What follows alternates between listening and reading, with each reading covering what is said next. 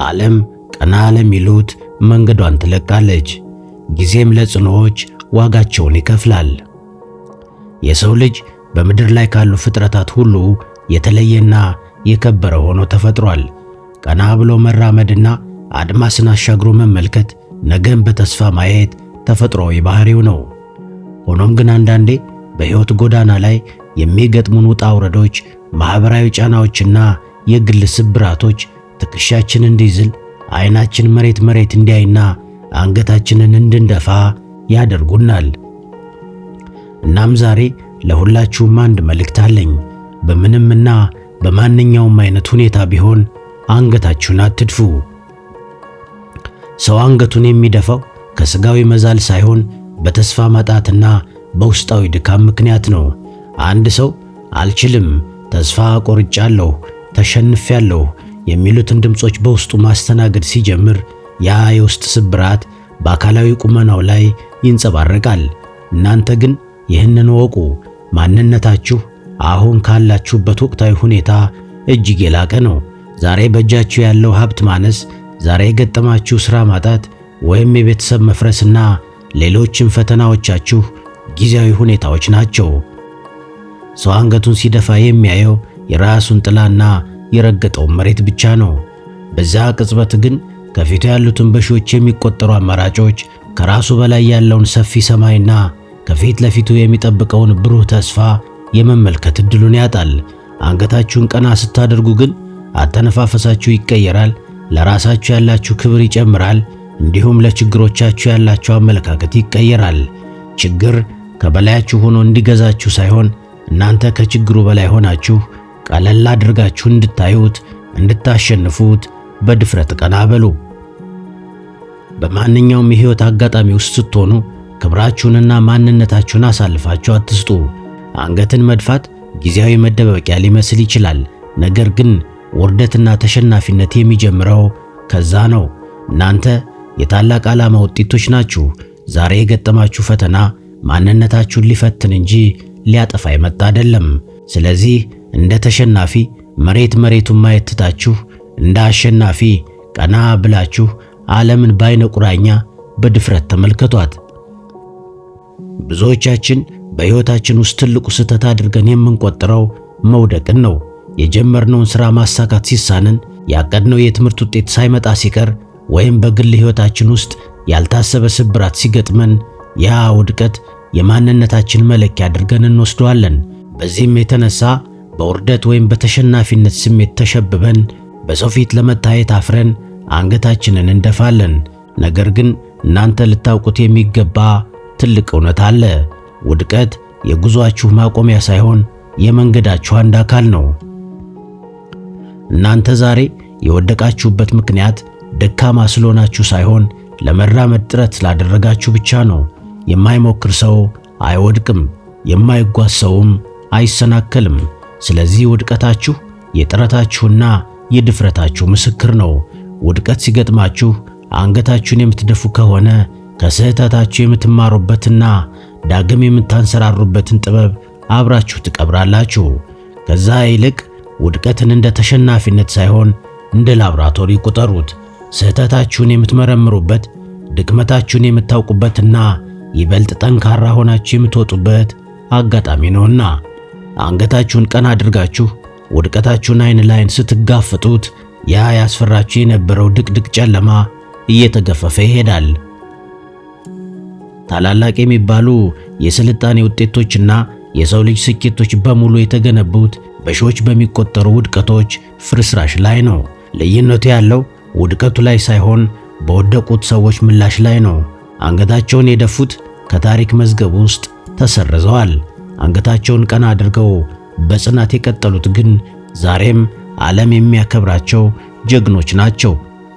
ስለዚህ እናንተም ዛሬ ባጋጠማችሁ ጊዜያዊ መሰናክል በሐሳብ ድባብ አትዋጡ። በውድቀታችሁ ምክንያት የሰዎች ምላሽ ቢያሳቅቃችሁም አንገታችሁን ቀና አድርጋችሁ መጓዛችሁን አታቋርጡ። ሰዎች የሚያዩት አወዳደቃችሁን ብቻ ሊሆን ይችላል። እናንተ ግን የምታዩት ዳግም የምትነሱበትን ሌላ ዕድል ሊሆን ይገባል። የወደቀ ሰው አንገቱን ቀና ሲያደርግ የወደቀበትን መሬት ረግጦ ለመነሳት ኃይል ያገኛል። አስታውሱ፣ ታላቅነት የሚለካው ሁሌም በማሸነፍ ሳይሆን በወደቁ ቁጥር ተመልሶ በመነሳት ውስጥ ነው። እናንተ ደግሞ ለመነሳት የታደላችሁ፣ ለድል የተመረጣችሁና ከውድቀት በላይ የሆናችሁ ብርቶች ናችሁ። ዛሬ አንገታችሁን ባለመድፋታችሁ ነገ የታሪካችሁን ድል በኩራት ትናገሩታላችሁ። ሰው ማህበራዊ ፍጡር እንደመሆኑ መጠን በዙሪያው ካሉ ሰዎች ጋር ተሳስሮ መኖሩ ተፈጥሯዊ ባህሪው ነው። ሆኖም ግን ብዙዎቻችን የራሳችንን የህይወት ዕጣ ፈንታ ለሰዎች አስተያየት አሳልፈን በመስጠት የሌሎች ሰዎች ፍርድና ትችት አንገታችንን እንዲያስደፋን እንፈቅዳለን።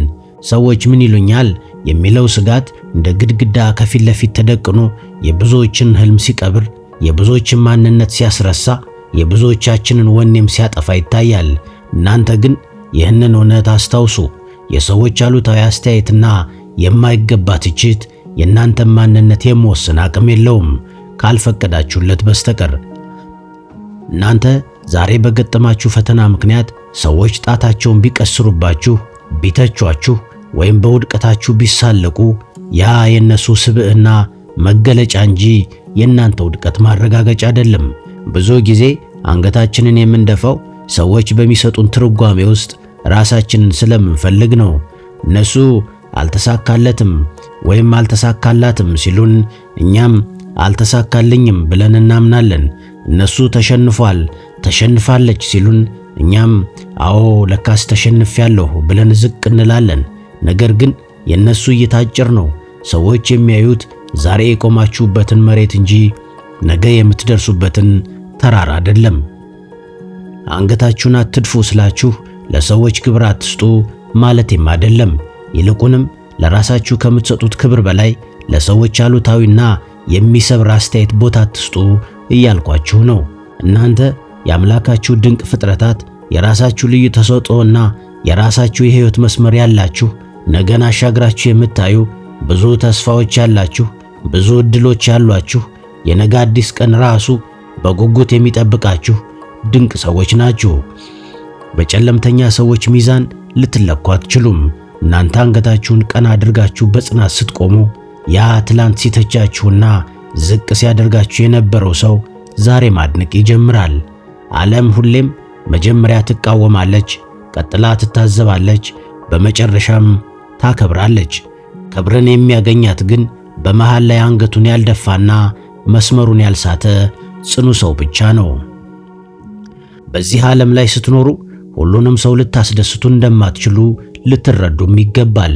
ለሰዎች ስትሉ ከሚገባችሁ በላይ የምታጎነብሱ ከሆነ ጉልበታችሁ ይዝላል፣ መንፈሳችሁም ይታመማል።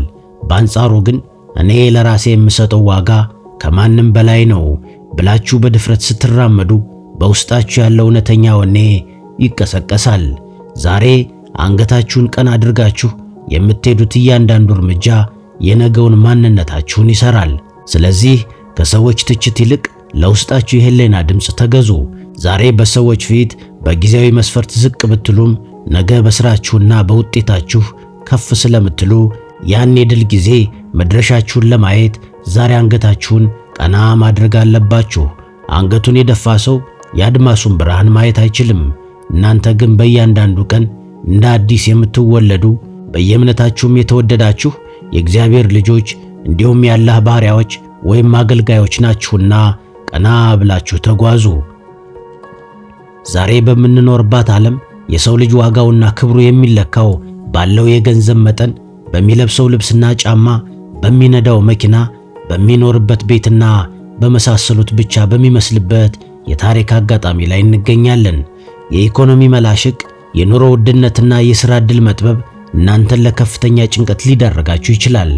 በኪሳችሁ ያለው ባዶነት ወደ ልባችሁ ዘልቆ ሲገባ በወዳጅ ዘመዶቻችሁ ፊት እንደ ባዕድ ስትታዩና መሰረታዊ ፍላጎቶቻችሁን ማሟላት ሲሳናችሁ አንገታችሁን እንድትደፉ ትገደዳላችሁ። ነገር ግን እናንተ ዛሬም በጽኑ ልታምኑት የሚገባ አንድ እውነት አለ። ኪሳችሁ ባዶ ቢሆንም ድሃ አይደላችሁም። ትልቁ ድህነት የጭንቅላትና የመንፈስ ባዶነት ነው። እናንተ ዛሬ የገንዘብ እጥረት ስላለባችሁ ብቻ ክብራችሁ እንደጎደለ አታስቡ። ድህነት በቁሳዊ ጥረት የሚገለጽ እንጂ የማንነት መገለጫም አይደለም። ብዙዎች በሀብት መካከል ሆነው ክብራቸውን የጣሉና አንገታቸውን የደፉ አሉ። በተቃራኒው ደግሞ በችግርና በጦት ውስጥ ሆነው እንደ ንጉሥ ወይም እንደ ንግሥት ቀና ብለው የሚራመዱ ብርቶች አሉ።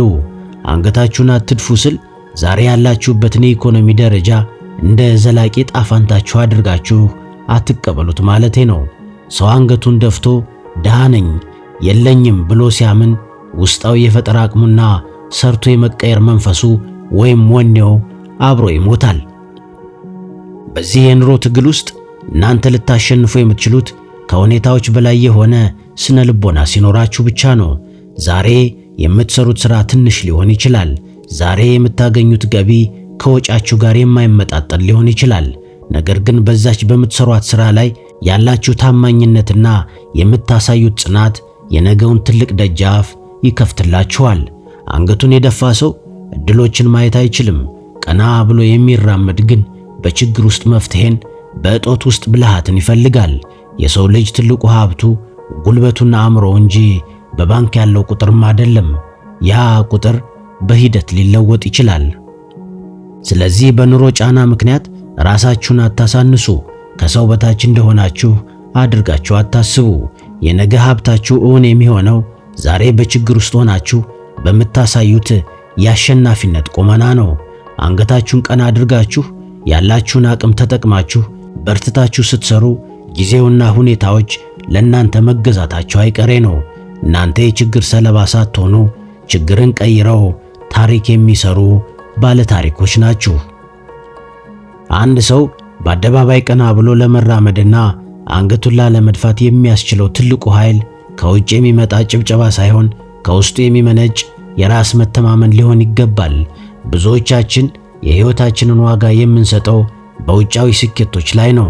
ስራችን፣ ማዕረጋችን ወይም የምንለብሰው ልብስ ሲስተካከል ቀና እንላለን። እነዚህ ነገሮች ሲጎድሉ ግን ማንነታችን አብሮ የተሰበረ ይመስለንና አንገታችንን እንደፋለን። እናንተ ግን ይህን ወቁ፣ እውነተኛው ክብራችሁ በነፍሳችሁ ውስጥ የታተመ እንጂ በሁኔታዎች ላይ የተንጠለጠለ አይደለም። እናንተ ዛሬ ራሳችሁን ከሌሎች ጋር በማወዳደር ስትጨነቁ በገዛ እጃችሁ አንገታችሁን ዝቅ እያደረጋችሁ እንደሆነ ተረዱ። የሌላው ሰው ስኬት የእናንተ ውድቀት አይደለም። እያንዳንዱ ሰው የራሱ የሆነ የሕይወት ሩጫና የራሱ የሆነ የሕይወት መዝገብ አለው። የሌላውን ሰው የብርሃን ፍጥነት እያያችሁ የራሳችሁን ጧፍ አታጥፉ። አንገታችሁን ቀና አድርጋችሁ በራሳችሁ ማንነት ላይ ስትተማመኑ የጎደላችሁ ነገር ሳይሆን ያላችሁ ነገር መታየት ይጀምራል። እናንተ ልዩ ናችሁ። በማንም የማይተካ የራሳችሁ ድምፅና ቀለም አላችሁ። ይህንን ልዩነታችሁን አክብራችሁ ስትቆሙ ዓለም ለእናንተ ያላት አመለካከት ይቀየራል። ውስጣዊ ሰላም ማለት ችግር በሌለበት ቦታ መኖር ማለት አይደለም። ይልቁንም በችግርና በሁከት መካከል ሆኖ እኔ ከዚህ በላይ ነኝ ብሎ ማመን መቻል ነው። እናንተ በውስጣችሁ ጽኑ ከሆናችሁ ውጫዊ ዓለም ምንም ያህል ቢከብድና ዝቅ ሊያደርጋችሁ ቢሞክር አይሳካለትም። ዛሬ ራሳችሁን ይቅር በሉ። ለሰራችሁት ስህተት፣ ላመለጣችሁ ዕድል ወይም ለተሰበረው ልባችሁ ይቅርታ አድርጉለት። ራስን መውቀስና በቁጭት መኖር ዘላቂ የሆነ የአንገት መድፋትን ይፈጥራል። ይልቁንም ካለፈው ስህተት ተምራችሁ ዛሬም በአዲስ ተስፋና በኩራት ተቀበሉት። አንገታችሁን ቀና ስታደርጉ መንፈሳችሁ ነፃ ይወጣል። ይህ ነፃነት ደግሞ ለፈጠራ፣ ለፍቅርና ለታላቅ ሥራ መንገድ ይከፍታል። እናንተ የምድር ጨውና የዓለም ብርሃን እንድትሆኑ ተጠርታችኋል። ብርሃን ደግሞ ከፍ ብሎ ሲቀመጥ እንጂ ዝቅ ሲል አይታይም። ስለዚህ ማንነታችሁን አሳንሳችሁ አትመልከቱ። በውስጣችሁ ያለውን ሰላም ጠብቁ። ለራሳችሁ ያላችሁን ፍቅር አሳድጉ። ያኔ ለማንም ለምንም የማይሸነፍ ጠንካራ ስሜት በውስጣችሁ ይወለዳል። አስታውሱ፣ አንገትን ቀና አድርጎ መጓዝ የብሬት ምልክት ሳይሆን ለተፈጠርንበት ክብርና ለማንነታችን የምንሰጠው የታማኝነት መገለጫ ነው። ዛሬ በውስጣችሁ አዲስ ወሰን አብጁ። ያ ወሰንም ማንኛውም ክፉ ነፋስ ገፍቶ የማይጥለው የጽናት ግንብ ይሁን። እናንተ ዛሬ አንገታችሁን ቀና አድርጋችሁ የምታደርጉት እያንዳንዱ እንቅስቃሴ ከናንተ አልፎ ለሌሎች የሚተርፍ ታላቅ ትርጉም አለው። የሰው ልጅ ሕይወት በራሱ ብቻ የሚወሰን ሳይሆን እንደ ሰንሰለት እርስ በርሱ የተሳሰረ ነው። እናንተ በፈተና ውስጥ ሆናችሁ ቀና ብላችሁ ስትራመዱ በዙሪያችሁ ያሉ ተስፋ የቆረጡ ብዙ ሰዎች ብርሃን ያገኛሉ። እናንተ ዛሬ ሳታጎነብሱ መከራን ስትጋፈጡ ለልጆቻችሁ፣ ለታናናሾቻችሁ እና ለወዳጆቻችሁ ጽናት ምን ማለት እንደሆነ በተግባር እያስተማራችሁ ነው። እናንተ ታላቅ መጽሐፍ ናችሁ፣ ገጹን ገልጦ ለሚያነባችሁ ሁሉ ጥንካሬን የምትሰጡ። አንዳንዴ የእናንተ መሸነፍ የእናንተ ብቻ ላይሆን ይችላል። እናንተ አንገታችሁን ስትደፉ በእናንተ ተስፋ የቆረጡትን ሁሉ አብራችሁ ትጎዳላችሁ። በአንጻሩ ግን እናንተ አልሸነፍም ብላችሁ በኩራት ስትቆሙ በወዳጆቻችሁ ወይም በሌሎች ተስፋ በቆረጡት ልቦች ውስጥ አዲስ ሕይወት ትዘራላችሁ። ዓለም በታሪኳ ያስታወሰቻቸውና ስማቸውን በወርቅ ቀለም የጻፈችላቸው ሰዎች ለሁኔታዎች፣ ለፈተናዎች ዝቅ ለማለት ያልፈቀዱትን፣ ያልተሸነፉትን ብቻ ነው። እነዚህ ሰዎች ለዚህ ክብር የበቁት ከእናንተ የተለየ ተአምራዊ አቅም ኖሯቸው ሳይሆን ለአንገት መድፋት እጃቸውን ስላልሰጡ ነው። እናንተ በየግል ሕይወታችሁ የትላልቅ ታሪክ ባለቤቶች ናችሁ። ዛሬ የምታልፉት የሕይወት ተግዳሮት ነገ ለምታገኙት ድል እንደ መወጣጫ ደረጃ ያገለግላል። እናም ዛሬን አትፍሩ፣ ነገንም አትጠራጠሩ። በውስጣችሁ ያለው ኃይል ከገጠማችሁ ችግር እጅግ ይበልጣል። ምንም ይፈጠር ምን፣ አንገታችሁን አትድፉ፣ ትከሻችሁን አስፉ፣ አይኖቻችሁን ወደ አድማስ ስደዱ፣ እናም በድፍረት ተራመዱ። መግቢያዬ ላይ ባነሳሁት ሐሳብ ልጨርስ። ዓለም ቀና ለሚሉት መንገዷን ትለቃለች፣ ጊዜም ለጽኑዎች ዋጋቸውን ይከፍላል። ለዛሬ እዚህ ጋር ይብቃኝ። በሌላ ጊዜ በሌላ ሐሳብ እስክንገናኝ መልካም ሁሉ ከእናንተ ጋር ይሁን።